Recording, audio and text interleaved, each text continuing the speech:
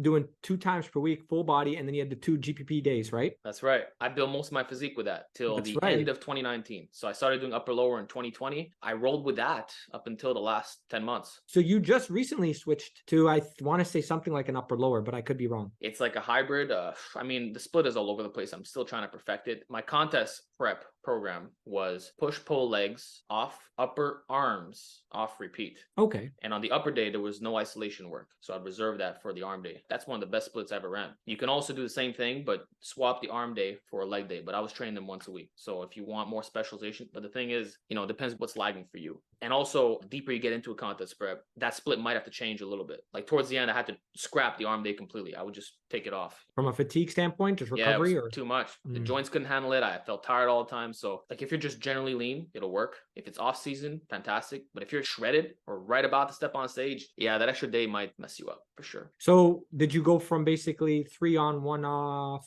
1 on, 1 off repeat to just 3 times per week when you were getting really lean close to contests where you removed the arm day? All I did was remove the arm day. In recent times, I've been doing kind of like a Jordan Peters split, like a push, pull off, legs off, repeat. I like to get around 72 to 96 hours of rest between strenuous sessions. 72 is that good baseline, but it also depends how hard you train. Like if you're doing everything to failure, you might need 96. But if you're leaving some reps in the tank, 72 is generally doable. So where are you at with that now? Because obviously when you were going hard with the full bodies, you had like 2 to 3 days between workouts, hard workouts. Where are you at now with that as far as failure thing and then just the recovery between sessions? Like right now, not contest. Yeah. Well, first of all, I'll mention this. When I was doing the full body, that's the best recovery I ever had in my life. The whole body recovers together. And even with the GPP, it doesn't matter. Like, because there's no overlap. There's zero overlap, right? And that makes a difference. And there's no systemic action on your days off. Because sometimes you might do a push day on Monday, and then Tuesday you come in, you're still tired, and you feel like, So it's different muscle, but it's the same nervous system. Full body, for anyone who wants to like feel like a god, can't recommend it enough. The workouts are hard. That's the only con with it. You got to have the work capacity.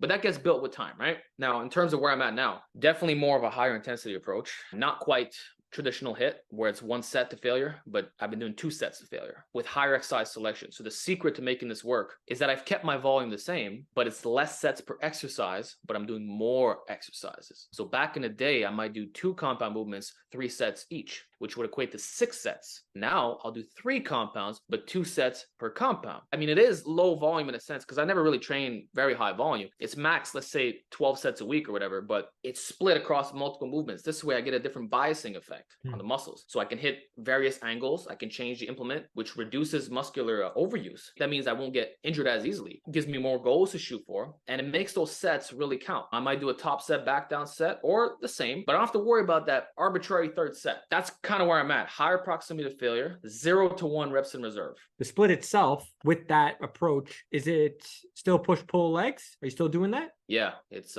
push, pull off, legs off, repeat. Or sometimes I'll just mix in some upper lower stuff in there as well. If I have a lot of energy that day and it's a push session, I'll hit back and buys right after because I still have the work capacity from all those years of doing upper lower and full body that I'll mix and match. So I would say it's still that hybrid split that I was talking to you about earlier, just without the arm day right now. Gotcha. You're kind of going off of how you're feeling on that day, if it's going to be a full upper body day or if you're going to split it up like how you were talking about. Exactly. And it always gets determined on the push day specifically. I would say the frequency is 1.5 times a week per body part because of that. Otherwise, it would be just straight 2.